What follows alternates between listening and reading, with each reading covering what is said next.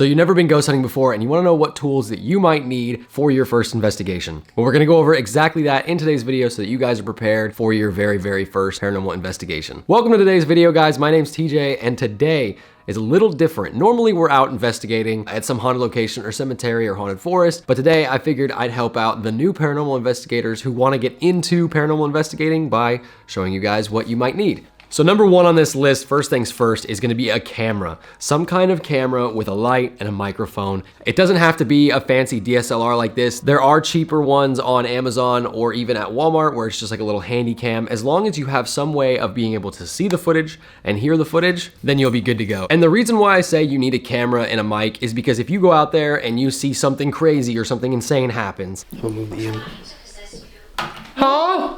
What did it say? Look at the ball! Oh. I'm walking around. I'm walking around. Okay, I want to go home. Thank you. Can you turn one of those cat balls on again, please? No.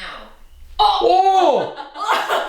What? No way. You want to have something to be able to catch it on video because you want to be able to share your stories. If you just go back saying that you saw a bunch of stuff and you don't have any video proof of it, people might not believe you, people might think you're crazy, but if you have it on camera and everything captured on audio, you have some credibility to your evidence. So definitely number one needs to be some kind of recording equipment. One other thing with the camera, you are going to need as many batteries as you can get for this camera. Now some locations are different than others. Some places your batteries will last longer. Some places they will get drained immediately. It all depends on the level of activity in the location that you're investigating. Ghosts will sometimes drain battery life almost to charge themselves up so that they are able to either knock on stuff or talk, make noises, just so that they're able to use their own energy more. They will take it from your batteries, almost any power source. So definitely pack extra batteries. Number two on this list, some kind of flashlight. You guys are gonna be going out in dark places, whether it be a cemetery, a forest, a house, whatever.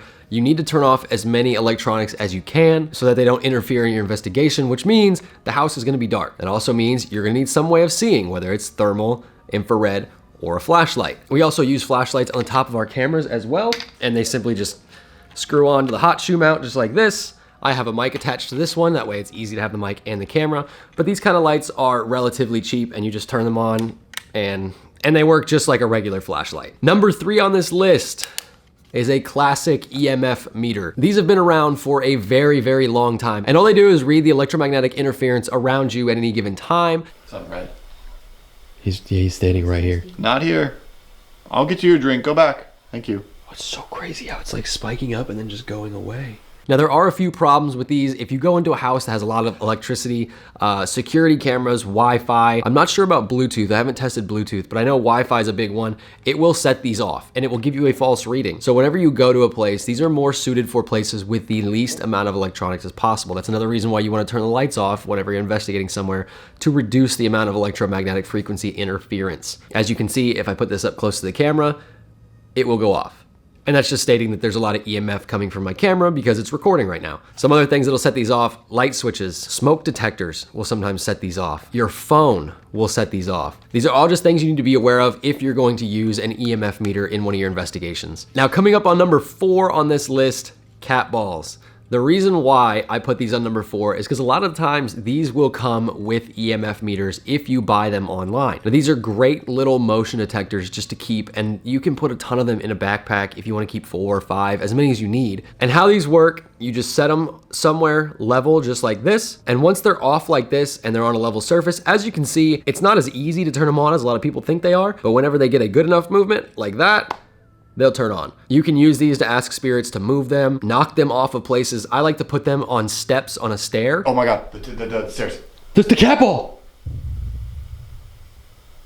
Are you coming down? Are they all on? Might have gone up. Are they all on? He left and I think he went up. It's just the bottom one. Because if somebody or something is walking and making audible footstep sounds, it's more than likely vibrating the area. And if it shakes it enough to move this will light up and it'll catch if something is moving or walking in the area that you are. And finally, coming in at number 5 on this list, the PSB7 Spirit Box. You can use a PSB 11. It's a more advanced version of this. However, the PSB 7 is relatively inexpensive and it is a staple in most ghost hunters' toolbox. This one is slightly modified. As you can see, I took the FM antenna out of this PSB 7 spirit box because I want as little FM interference as possible. And the reason being is the way these work is they scan FM radio frequencies at a certain pace. You can change the sweep rate, is what it's called, on how many times it changes channels. It generates white noise and it sounds just like this. Can you touch this REM pod we have out here in the middle? Ooh.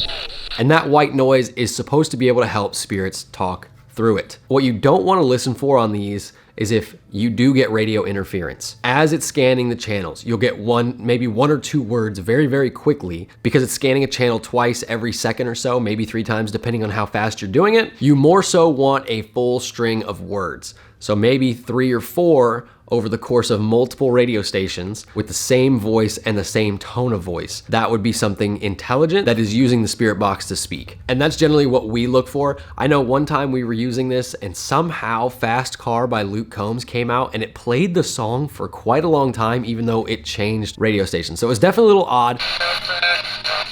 Fast car. You got a plan to get us out of here. But it made us have a good laugh and it was a good time. I do enjoy using the PSB 7 Spirit Box and I've gotten some amazing responses on this. So I definitely recommend this in your toolkit. Those are the top 5 things that I personally recommend every beginner should have. If you want to get into more paranormal equipment, like you want to become more of an enthusiast than a beginner, then you can start to purchase things like REM pods. Now the way REM pods work is it generates a bubble of electromagnetic frequency around it. And anytime something breaks that bubble by getting closer to this antenna, it will make noise. Boom. Thank you. Look, EMF and REM pod, same time, Thank you so much for answering. You're doing such a All right, great go back to job. your table. I'll bring this for you. I'll bring this to you. Go back to your table. Come on. They're very, very good at detecting motion. I've seen flies and bugs land on these and still it won't set it off. So it has to be something pretty significant. And when you get an intelligent conversation going with one of these where you're asking something to step up and step back, which we have done, it definitely gets really interesting and it becomes very fun at that point. One other extra tool that you guys can use is your phones. And the reason why I didn't put phones in the top 5 is because there's a lot of apps out there that aren't very good and there are apps that are really good. 2 that I can personally recommend are Spirit Talker and Necrometer. Those are the 2 that I've gotten the most intelligent responses out of. Is this where you took Ada? Is she down here? Definitely.